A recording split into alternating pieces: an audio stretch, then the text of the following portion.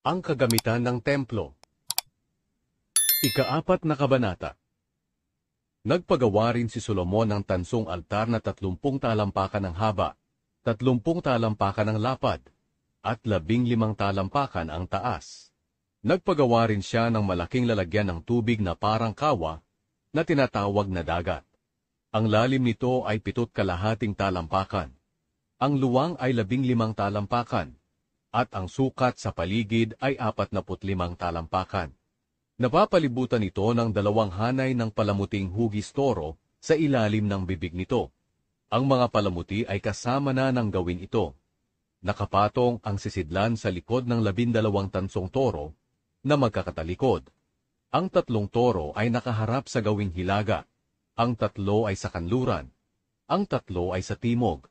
At ang 3 ay sa gawing silangan.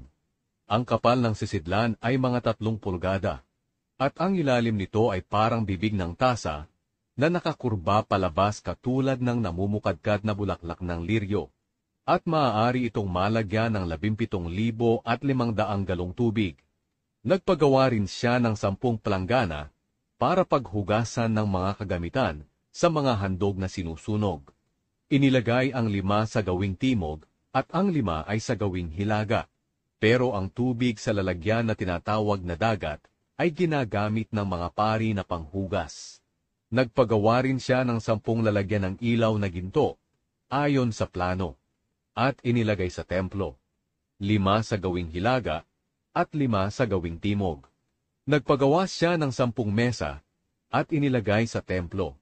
5 sa gawing timog, at 5 sa gawing hilaga. Nagpagawa rin siya ng 100 gintong mangkok, na ginagamit sa pangwisik. Nagpagawa rin siya ng bakuran ng mga pari at maluwang na bakuran sa labas. Pinagawan niya ng mga pintuan ang mga daanan papasok sa bakuran ng templo at pinabalutan niya ng tanso. Inilagay niya ang sisidlan ng tubig na tinatawag na dagat sa gawing timog silangan ng templo. Nagpagawa rin siya ng mga palayok, mga pala, at mga mangkok na ginagamit sa pangwisik.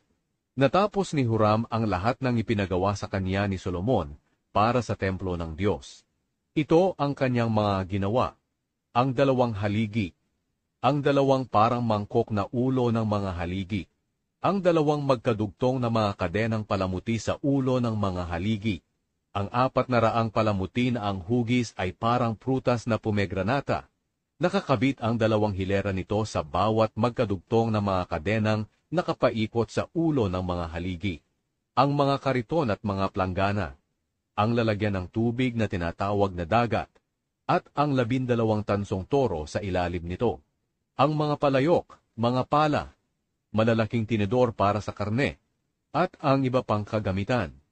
Ang lahat ng bagay na ipinagawa ni Haring Solomon kay Huram na para sa templo ng Panginoon ay gawa lahat sa pinakintab na tanso. Ipinagawa ang mga ito ni Haring Solomon sa pamamagitan ng hulmahan na nasa kapatagan ng Hordan, sa pagitan ng Sukot at Zaretan.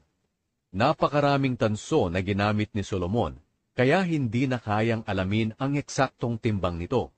Nagpagawa rin si Solomon ng mga kagamitang ito para sa templo ng Diyos: ang gintong altar, ang mga gintong mesa na pinaglalagyan ng tinapay na inihahandog sa presensya ng Diyos, ang mga patungan ng ilaw na purong ginto, at ang mga lampara nito na pinapailaw sa harapan ng pinakabanal na lugar, ayon sa tuntunin tungkol dito, ang palamuting bulaklak, ang mga ilawan, at ang mga pang-ipit na puro ginto lahat, ang mga panggupit ng mitsa ng ilaw, mga mangkok na ginagamit sa pangwisik, mga sandok, at mga sisidlan ng insenso na puro ginto rin lahat, ang mga pintuan ng templo, at ang mga pintuan papasok sa pinakabanal na lugar na nababalutan ng ginto.